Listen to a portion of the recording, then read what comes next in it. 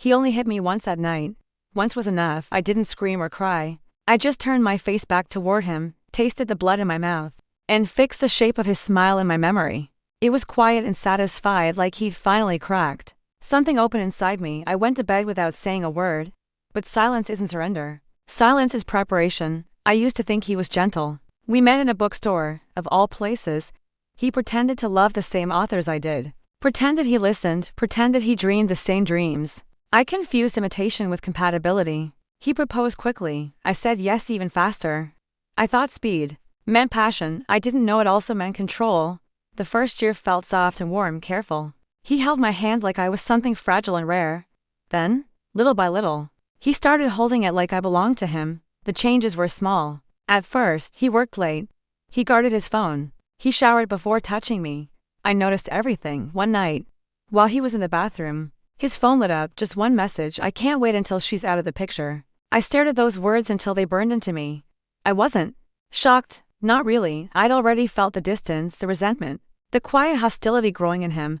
But betrayal has a temperature. That message was ice cold. When he came out, I kissed him like nothing had happened. He smiled, pleased with himself. He never noticed. He had just handed me the weapon I needed. I stopped reacting, stopped questioning, stopped trying, or so he thought. He drained me without realizing I was getting stronger. Every insult, every silence, every bruise became an ingredient. I gathered them patiently like evidence. I met with a lawyer. I opened a private account. I copied his messages, his call logs, his bank transfers to her. But I didn't confront him. Not yet. Revenge loses its power when you rush it. Step 1 was his job. I sent screenshots of his conversations sent through his company email.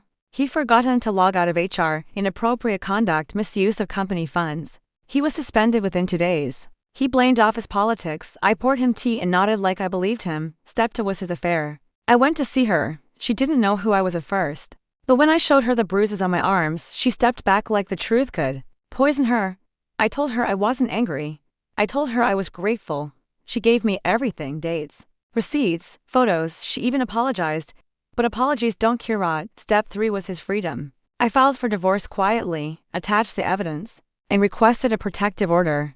The court approved it within hours. I still didn't serve him the papers. There was one last scene left, the one he'd never forget.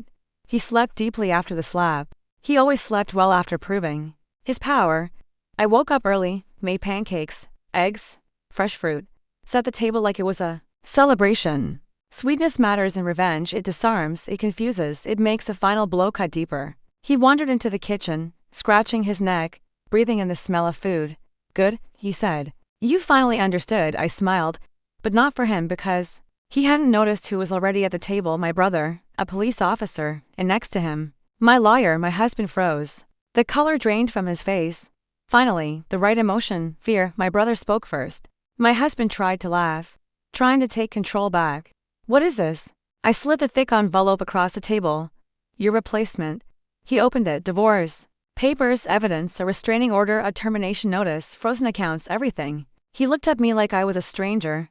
Then it hit him. Everything he controlled, everything he built on lies, everything he thought he owned was gone. I didn't raise my voice or stand up. I just said, "You hit the wrong woman." He reached for me out of reflex, habit, stupidity. My brother stood up fast. His chair scraped across the floor, sharp and final.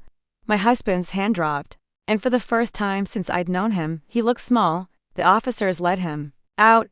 He didn't scream or fight. He just kept staring at me like the ground had shifted beneath him. Maybe it had. I sat down at the table. The pancakes were still warm. I didn't feel victory. I didn't feel guilt. I felt air, clean, real air.